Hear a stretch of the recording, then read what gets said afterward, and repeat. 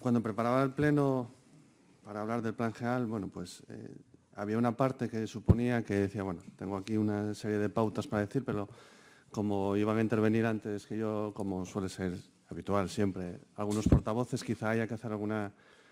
me voy a quedar con lo de la intención de que salga, ¿vale? Que decía el portavoz del Partido Popular. Porque después de este ambiente amigable que está viendo en el Pleno para un documento que creo que es, me atrevo a decir que capital en la ciudad, fundamental, es la norma de mayor rango que podemos sacar adelante, y después de las vicisitudes a las que se enfrenta el urbanismo durante los últimos años, por mil motivos, no tener una norma urbanística supone un riesgo y algo que impide que el propio municipio crezca en todos los sentidos de crecer. Pero tengo que decirle algo al portavoz del Partido Popular y de Ciudadanos porque no se está escuchando la gente y nos está viendo la gente. Yo hubiese agradecido que hubiesen hecho alguna propuesta, porque yo no he visto ninguna propuesta en las 20 comisiones. Ninguna. Ninguna. Entonces, suya. Otra cosa es de otros partidos con los que podemos tener más o menos diferencias, que se ha trabajado más o menos diferencias, pero para mí esa es una clave y como estamos aquí para decir según qué cosas, considero que esto hay que decirlo. Porque es verdad.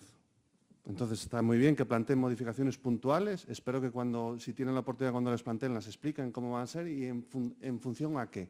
Porque de lo que han hecho estos 3 años no se fundamenta nada de lo que hayan podido decir hoy aquí, porque no ha habido nada tangible, ni siquiera para criticarlo. A lo mejor por eso tiene algo que ver con lo que voy a decir ahora mismo. En décadas anteriores, el urbanismo ha derivado excesivamente hacia su papel de herramienta al servicio de la dinámica inmobiliaria y la rentabilidad financiera. Los objetivos del urbanismo deberían variar en la medida que lo hacen las prioridades sociales. Esto últimamente ha sucedido, por desgracia, bastante. La capacidad creativa e innovadora de las ciudades reside en su tejido empresarial, como antes citaban algunos de los portavoces, y en su realidad social. Pero el impulso y aliento ha de hacerse desde el sector público. Quizá esta sea una de las claves. En los últimos años, como decía anteriormente, el Estado español ha ido cediendo a través de todos los municipios, y no entro en ningún caso particular, ha ido cediendo su capacidad, sus derechos de gestionar el principio de intervención pública, en provecho de los agentes privados. Y esto es lo que algunos hemos pretendido recuperar en este nuevo Plan General de Ordenación. Y aunque no se ha podido llegar al trabajo de fondo y a la minuciosidad sin pretensiones del primer Plan Rañada, el Plan General de Ordenación Urbana de 1986, que para mí es muy significativo, que ubicaba explícitamente su punto de partida en adaptar a las necesidades de todos los grupos de ciudadanos en lugar de transformar según los intereses de un sector determinado, de tal manera que se reduzcan los costos sociales y reales. Pues esto es lo que hemos intentado, con mayor o menor acierto. ¿Y cómo? Pues ¿cómo se ha intentado? Antes hablábamos de los urbanizables, ¿no? Bueno, esto hay que resaltarlo porque yo creo que hay determinadas cifras que siempre me apasiona dar y esta es una de ellas. Los urbanizables, bueno, se retiran 2.654.000 metros cuadrados de terreno urbanizable, lo cual es importante. Creemos que hay un número suficiente de viviendas en este municipio. Cambio el guión, salto. El portavoz del Partido Popular hablaba de los usos agrarios. Le voy a leer. Se ha ajustado el régimen de usos del suelo no urbanizable del documento a la realidad de las competencias municipales, que el Ayuntamiento de Gijón no tiene delegadas, porque no se han solicitado expresamente la cuota, contrariamente a lo que sucede, por ejemplo, en Oviedo. Esto supone que seguimos para esa parte de terreno tutorizados por la Administración del Principado. Es por lo mismo que los usos que estaban como permitidos, sobre todo aquellos agrarios o ganaderos que comportaban edificación, pasan a necesitar la autorización previa de la cuota, en aplicación de lo dispuesto en el ROTU, al no haber acuerdo de competencias delegadas. Pero eso no es así. Esto es la parte legal. Pero si te lees detenidamente los usos, es todo lo contrario de lo que usted ha dicho. Es decir, está definido para que el uso rural pueda ser eso, un uso productivo, tanto ganadero como agrícola. La única salvedad es esta. Es decir, que no pasa por nosotros. Pasa primero por la cuota y luego viene. Pero está redactado justo lo contrario. Es decir, cuando se trabajó y cuando se lee el documento, usted podrá ver que en los usos, sobre todo los no urbanizables de interés periurbano, está trabajado para que se pueda usar el terreno.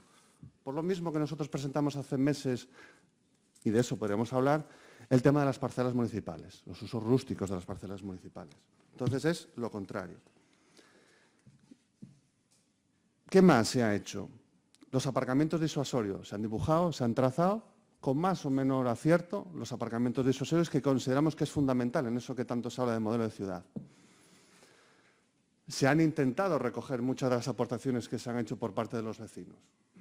Seguramente no todas, y esto siempre lo diré y lo cargaré en la mochila, y en este caso casi me atrevería a decir que en la mochila de personal de no haber podido llegar a algunas de las cuestiones que planteaban los vecinos. Pero sí, por ejemplo, en Caboyes ha habido una reducción de la edificabilidad notable. Notable es el 50%. No es suficiente, por supuesto. Sí se ha intentado solucionar, sobre todo con soluciones gráficas, porque es una actuación urbanística concertada, el problema que tiene Nuevos Roces. De todos he sabido nuestra posición respecto a la Zalia, que por cierto seguimos pendientes de qué pasa con esas cuentas. Pero evidentemente, en pro de acordar todo esto, lo que se pretende es respetar las actuaciones urbanísticas concertadas, como es la Zalia. Que una actuación urbanística concertada no deja de ser un dibujo por interés general que traza el Principado de Asturias, donde consideraba que ahí tenía que ir una zona logística, que nosotros ponemos muy en duda. Pero en el parabién de que todo esto salga para adelante, pues por supuesto lo apoyamos. Y finalmente, porque ya nos hemos pasado de tiempo, y antes lo estaba hablando con mi compañero Mario, que hoy puede ser que nos alarguemos en demasía, solo me voy a permitir pasarme en este punto. Finalmente, creo que hay que... Hoy es una pequeña botadura, y para nosotros es una botadura, y voy a ponerle nombre, de lo que, visto el debate y visto lo que ha generado de controversia y visto que probablemente sea la nueva fachada marítima de Gijón, lo que nosotros denominaremos el Plan del Rinconín.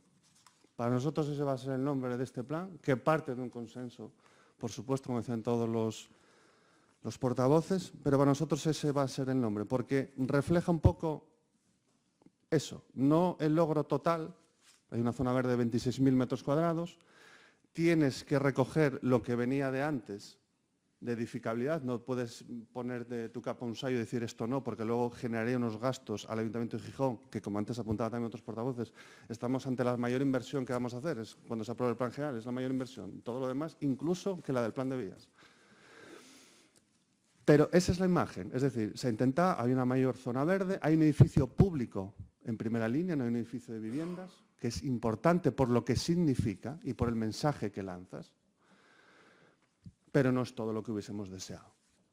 Nosotros deseamos huir siempre de los procesos de gentrificación y a veces no somos capaces porque no hemos tenido la suficiente peso, la suficiente capacidad o la suficiente habilidad negociadora.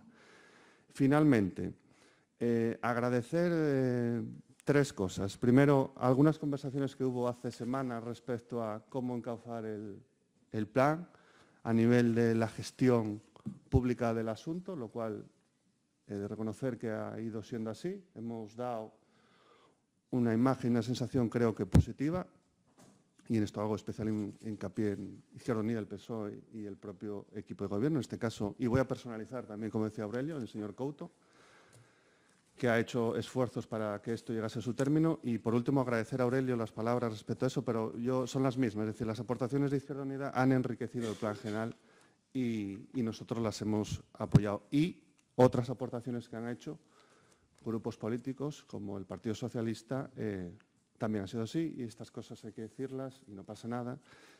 Por todo esto, y porque el catálogo urbanístico es una revisión del 2010, solo teniendo en cuenta las sentencias de los tribunales, que eso genera que haya menos fricciones, nosotros vamos a votar a favor y esperando y deseando que uno de los proyectos fundamentales de este municipio, gobierne quien gobierne, salga adelante. Gracias.